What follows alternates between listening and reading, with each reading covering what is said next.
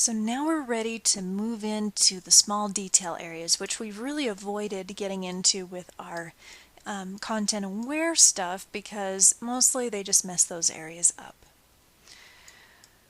Let's start off with the ear since we looked at that earlier. What you will need is your clone stamp tool. It's right below your brush. And when you click on that, you'll find that you actually have the same brush controls you're used to seeing. I'm going to adjust mine down so it's useful for getting into these small areas and put the hardness at not 100% but also not terribly low, and we'll just play with it and see what happens. With the clone tool, if you click somewhere just by itself, you'll get this message that it could not use it because you have to define a source point.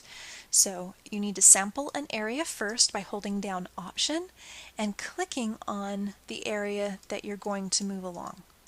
So let me show you how this works. I want to move this crease area up here and get rid of this little bit of wrinkle. So I'm going to click over that area, and then you'll notice as you move your brush it will preview that area that you sampled. So as you move up you can actually line it up, and when you click there is no content aware happening. It's just moving things over. So I don't really like how that looked. I'm going to hit Command Z. Let's find a good spot to practice on. Get the nick of this one. Let's do down here where the baby's ear is. So I'm looking at the skin tones around here and thinking, okay, well that looks like it matches over here pretty closely. This area is a lot cleaner than this area, so I'm going to sample over here by holding Option and clicking and then coming over and stamping into this area. Now you'll notice there's a little bit of a tonal difference. I'm not going to worry about that too much. If I hadn't said it already, I'm going to say it now. This yellowing caused from leftovers of that tape, we will be getting rid of that later too. So if it's just a little yellow, I'm not so worried about it. What I want is similar values. So I've used the clone tool a little bit here, and usually it's a good idea not to go too far from your original and to take multiple samplings around an area. If you don't take multiple samplings around an area and just go over the same thing again and again, you end up with some more of that unattractive patterning that we don't want. So I'm Command Option to Z to step back, or you can step back in your history tool, history panel. To continue on, I'm going to just try sampling different areas of the ear. And what's really great is if you fill in areas first off with your clone tool, you can come back in and kind of smooth them out with some of those content aware heal tools. So for example, right here where that color abruptly changes, I'm going to grab my patch tool and now drag around that and move that over to a different spot, which would smooth it out. And I can do that to the irregularities in other areas that I stamp and move along. So the stamp tool is a much more specific area heal tool where you can line up straight lines. You can also reduce the opacity and the hardness of the edge if whatever you're doing is showing up just a bit too much. And that'll help it stay a little closer maybe to what you want. It is a little easier to get muddy areas with a clone tool if you're not paying attention and using either really low opacities or very fuzzy edges. The reason why is because you'll notice this photo has quite a bit of texture to it, and if you have your brush down at a low opacity, what you start getting are really, really smooth areas where that texture doesn't exist. So just watch out. Sometimes it is unavoidable and there's nothing you can do about it. So you just do your best. So that's starting to heal over. I would say out of all of the tools, this one probably takes a little bit more practice, but it's nice that you can have really fine control over what's going on. So I'm sizing my brush down to fit into the little detailed areas and trying to pay attention to the texture and the light value of whatever I'm selecting to take care of.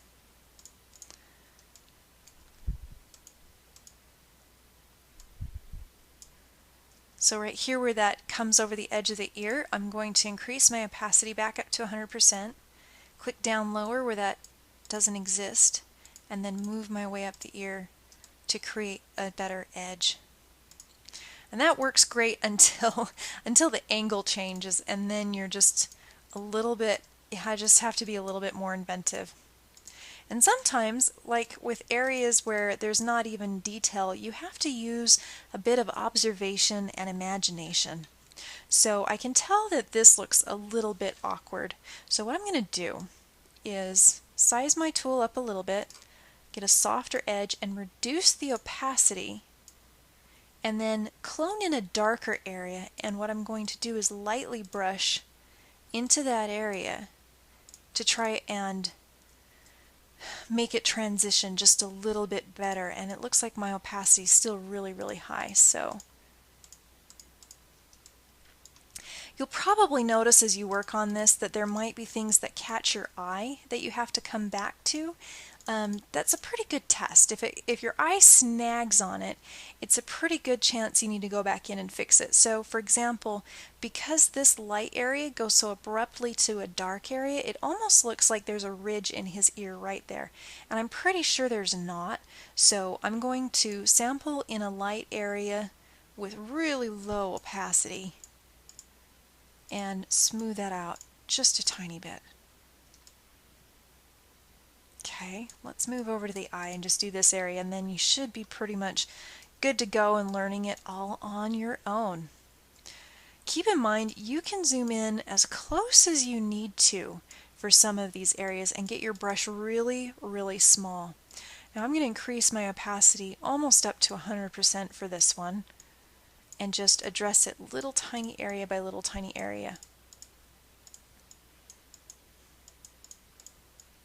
And the good news is the further you manage to heal something, the more area you have to select for sources. So every time I'm doing this, I'm holding Option and clicking, and you can see the little X trailing. That's showing where it's sampling. So when I very first started using this tool, when it would preview inside it, it drove me absolutely bonkers because I wasn't used to seeing that particular feature. And you can turn that off if you would like. There is a clone source panel. If you turn that on, it gives you a whole bunch of options that honestly I haven't played with.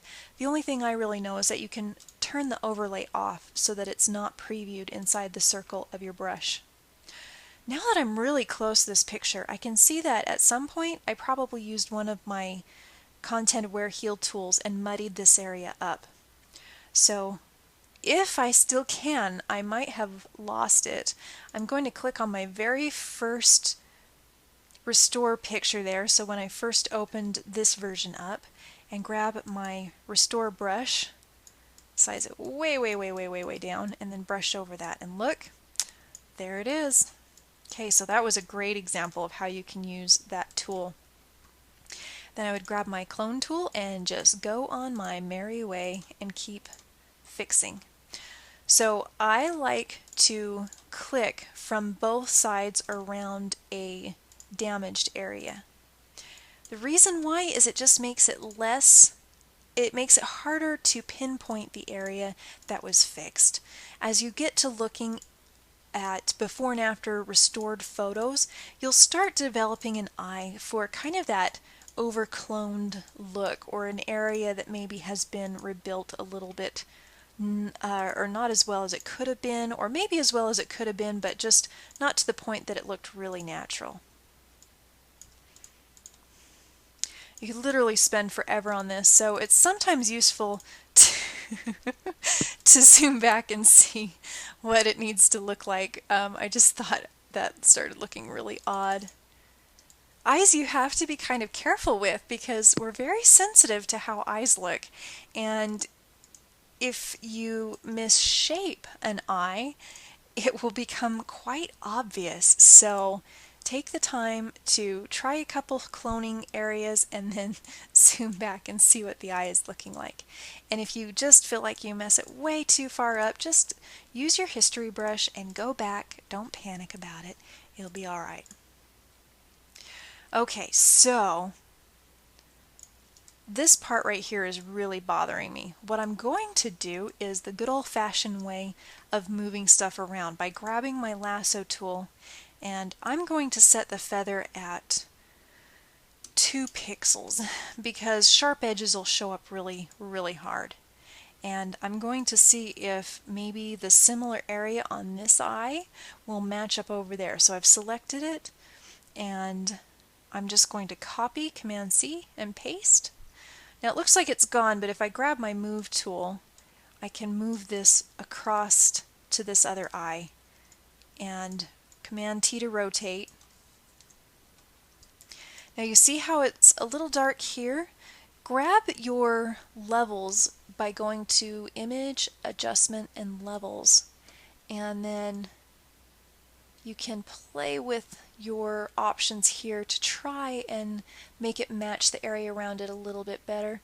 Keep in mind, you're just not always going to get a perfect example, but you can get pretty darn close. And then sometimes if you don't get perfectly close, you can go back in with one of your heal tools and make it just a little bit closer. But you can tell it's taken me a lot longer to do these little detail areas, which is why I usually save them for last, and I do as much as I can with the other big tools. Now, one of the really obvious parts that's going to be hard to fix is this little baby's mouth. This is where it's helpful to just observe, maybe look at a couple other baby pictures, and try and do the best that you can to fill that in. So I know this video is getting a little bit on the long side, but I'm going to attempt this and just see how it goes. I'm going to start with my patch tool and work in really small pieces where I can. Now it's saying I can't do that, and the reason why is I'm still on this layer of that little tiny bit of the eye. I need to merge it down to put it back into my restore layer. To do that, right click on the layer and choose merge down.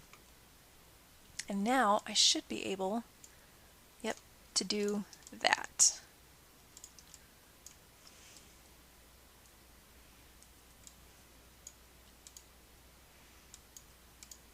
Now as a beginner, you probably won't make this look absolutely perfect along this little baby's mouth, because honestly it's one of those things that just might come with practice, and I'd like you to give it your best shot and see what you can do and see what you can be innovative and come up with. Now remember, if you get it most of the way there, you can usually come back in and tweak it with one of your other selection tools. So there I've just copied a bit of the lip and moved it up and adjusted it a little bit more. I could come in here with a really small clone tool and try and get a larger area that's ready to go. So I'm going to merge down that bit that I just copied again by right clicking and choosing merge down, and then I can continue on stamping.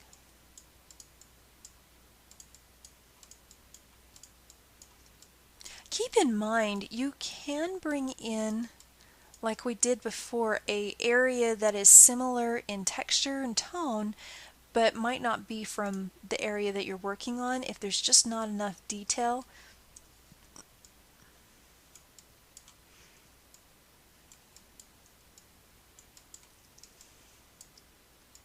This might even be an area that as you work it, you'll find you have to go back and use your history brush several times. And may I remind you, just as you work, remember to save every now and again. Just hit Command S and let that save in the background. So really, I think the mouth is going to be the big challenge of this, to see if you can be really creative and, well, maybe not even creative, but innovative, and try and use bits of the picture that are already there to rebuild what has been lost.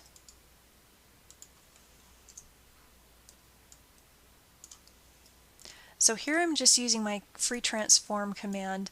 You can access that in the edit menu, I believe, and then I'm altering the way it looks by holding down the command key and moving around the edges. And then be sure and zoom back every now and again to see what it looks like. And if you ever wonder what the difference is that you've made, go to your layers and hide the one that you've done your restore on. That is a really, really big difference. Okay, that is about the extent of my knowledge. There are some very pro people out there that do really cool tutorials for photo restoration, and it's something that if you want to get into, you can actually make quite a bit of money. There are websites all over the place where you can submit your photos and they will give you an estimate, and usually starting at about $30 a photo restore for a very basic restore photo and moving up from there. Well, good luck, continue on, and remember, save your progress frequently.